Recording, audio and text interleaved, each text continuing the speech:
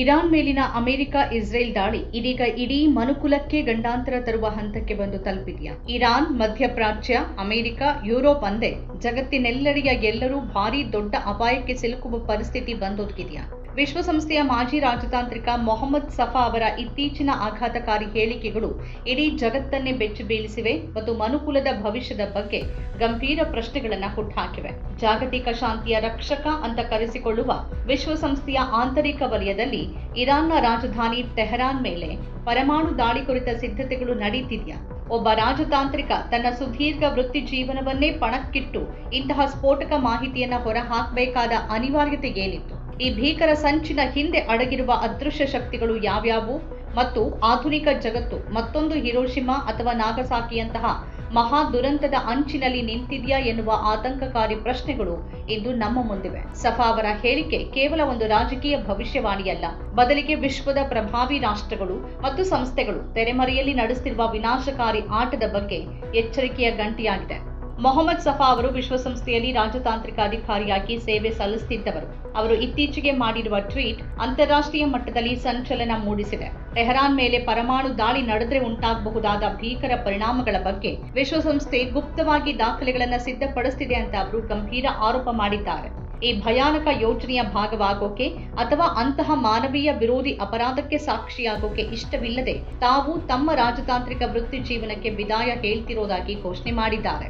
ಸಫಾ ಅವರ ಪ್ರಕಾರ ಟೆಹರಾನ್ ಅನ್ನೋದು ಕೇವಲ ಒಂದು ಭೂ ಪ್ರದೇಶವಲ್ಲ, ಅದು ಜನರಿಲ್ಲದ ಮರುಭೂಮಿಯಲ್ಲ, ಅದು 1 ಕೋಟಿಗೂ ಹೆಚ್ಚು ಜನಸಂಖ್ಯೆಯನ್ನ ಹೊಂದಿರುವ ಸಾವಿರಾರು ವರ್ಷಗಳ ಇತಿಹಾಸವಿರುವ ಜೀವಂತ ನಗರ. ಅಲ್ಲಿ ಸಾಮಾನ್ಯ ಕುಟುಂಬಗಳು, ಆಟವಾಡುವ ಮಕ್ಕಳು, ಕನಸುಗಳನ್ನ ಹೊತ್ತ ಯುವಜನತೆ ಮತ್ತು ಮೂಕ ಪ್ರಾಣಿಗಳು ವಾಸ ಮಾಡ್ತಿವೆ.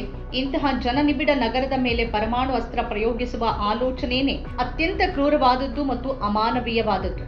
ಈ ವಿಚಾರದ ಆಳವಾದ ವಿಶ್ಲೇಷಣೆ ನಡೆಸಿದಾಗ ಜಾಗತಿಕ ರಾಜಕಾರಣದಲ್ಲಿ ಹಿತಾಸಕ್ತಿಗಳ ಸಂಘರ್ಷ ಎಷ್ಟು ಉತ್ತುಂಗಕ್ಕೆ ತಲುಪಿದೆ ಅನ್ನೋದು ಸ್ಪಷ್ಟವಾಗುತ್ತೆ. ಇರಾನ್ ಮತ್ತು ಇಸ್ರೇಲ್ ನಡುವಿನ ದಶಕಗಳ ಹಗೆತನ, ಅಮೆರಿಕದ ಹಸ್ತಕ್ಷೇಪ ಮತ್ತು ಇತ್ತೀಚಿನ ಮಧ್ಯಪ್ರಾಚ್ಯದ ಉದ್ವಿಗ್ನ ಪರಿಸ್ಥಿತಿಗಳು ಇಂಥದ್ದೊಂದು ಪರಮಾಣು ದಾಳಿಯ ಭೀತಿಯನ್ನ ನಿಜ ಅನ್ನುವಂತೆ ಬಿಂಬಿಸುತ್ತಿವೆ. ಅಮೆರಿಕ ಅಧ್ಯಕ್ಷ ಡೊನಾಲ್ಡ್ ಟ್ರಂಪ್ ಅವರ ವಿರುದ್ಧ ಹೆಚ್ಚುತ್ತಿರುವ ಆಕ್ರೋಶ ಮತ್ತು ಯುದ್ಧೋನ್ಮಾದಿ ನಾಯಕರ ವಾರ್ ಹಾಕ್ಸ್ ಧೋರಣೆಗಳು ಈ ಬೆಂಕಿಗೆ ತುಪ್ಪ ಸುರಿದಂತಾಗಿದೆ.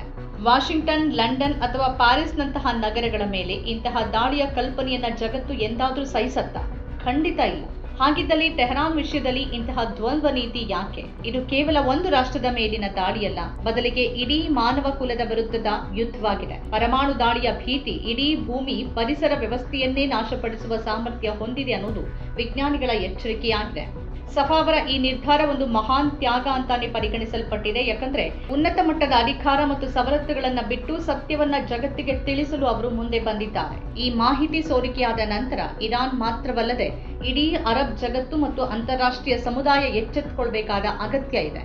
ಯುದ್ಧದ ದಾಹದಲ್ಲಿರುವ ದುಷ್ಟ ಜಾಗತಿಕ ಶಕ್ತಿಗಳು ಟೆಹರಾನ್ ನಗರದ ಸೌಂದರ್ಯ ಮತ್ತು ಅಲ್ಲಿನ ಜನರ ಬದುಕನ್ನ ಮರೆತು ಕೇವಲ ಭೂಪಟದ ಮೇಲಿನ ಗುರಿಯನ್ನಾಗಿ ನೋಡ್ತಿವೆ. ಆದರೆ ಸಫಾ ಅವರು ನೆನಪಿಸುವಂತೆ ಟೆಹರಾನ್ ವಿಶ್ವದ ಅತ್ಯಂತ ಸುಂದರ ನಗರಗಳಲ್ಲಿ ಒಂದು ಮತ್ತು ಅಲ್ಲಿನ ಪ್ರತಿ ಜೀವಕ್ಕೂ ಬೆಲೆ ಇದೆ.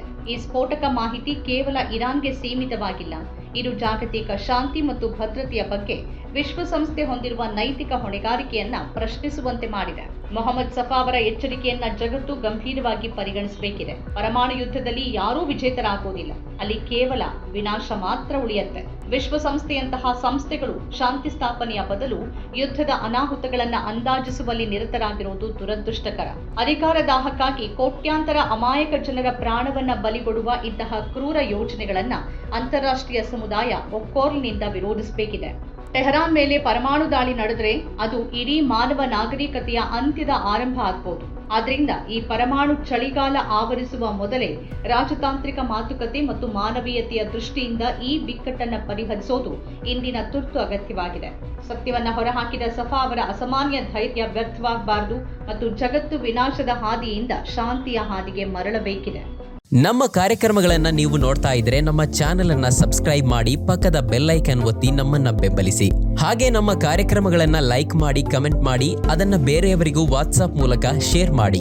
ನೀವು ಹೀಗೆ ಮಾಡಿದಾಗ ನಮ್ಮ ಚಾನೆಲ್ ಇನ್ನಷ್ಟು ಮತ್ತಷ್ಟು ಜನರಿಗೆ ತಲುಪಲು ನೀವು ನಮ್ಮೊಂದಿಗೆ ಸಹಕರಿಸಿದ ಹಾಗಾಗುತ್ತೆ.